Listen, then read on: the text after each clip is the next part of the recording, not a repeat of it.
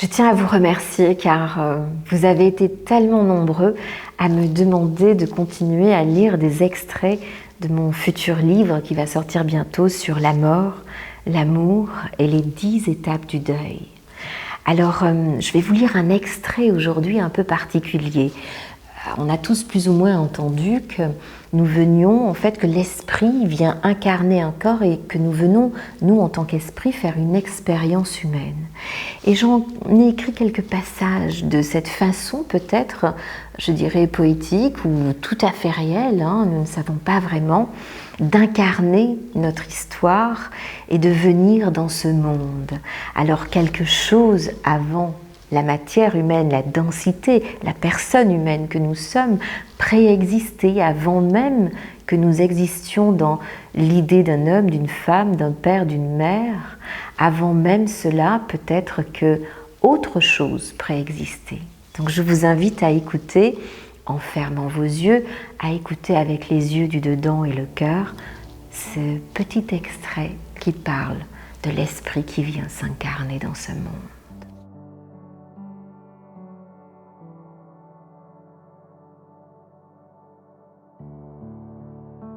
Mourir, c'est renaître.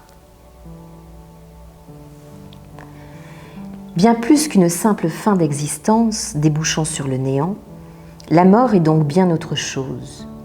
Un processus d'évolution qui nous dévoile bientôt sa véritable nature, quand nous réalisons que mourir, c'est renaître.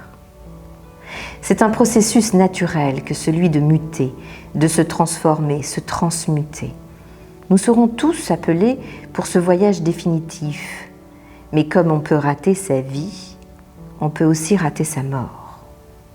Au moment de la mort, une opportunité immense s'offre à nous, une authentique forme d'éveil, ouvrant la voie à l'élévation de notre conscience sur un autre plan.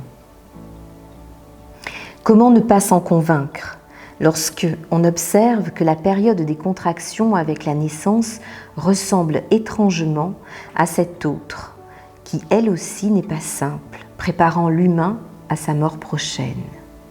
Dans les deux cas, il s'agit d'une véritable initiation, à la fois matérielle et hautement symbolique, à l'expérience du transfert, à la transmutation d'un être sur un autre plan d'existence.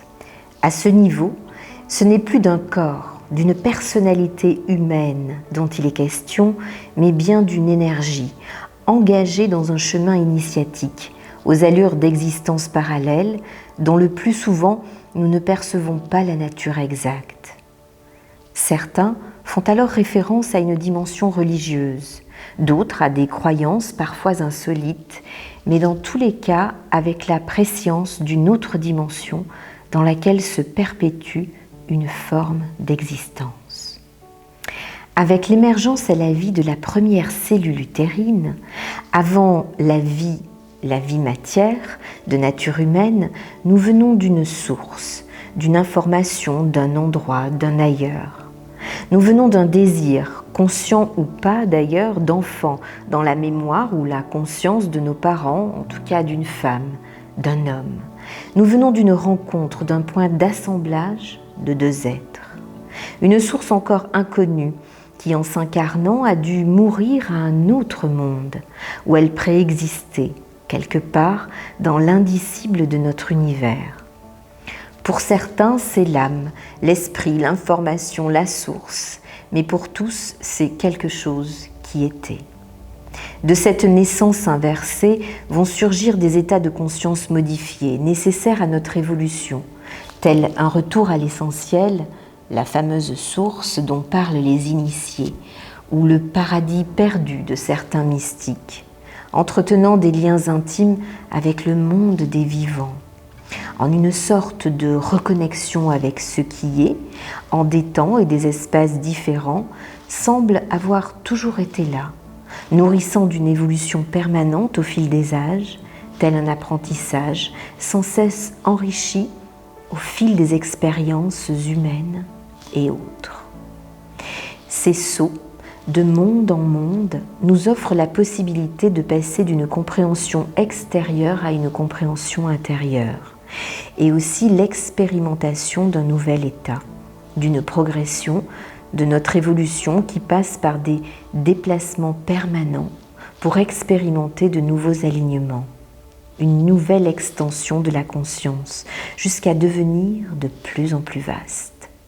La naissance humaine, notre première expérience de transmutation dans la séparation des corps, va laisser une empreinte à l'enfant qui va naître, tout comme la séparation énergétique des mondes de l'indicible laissera, elle aussi, une empreinte, mais cette fois-ci, à l'esprit.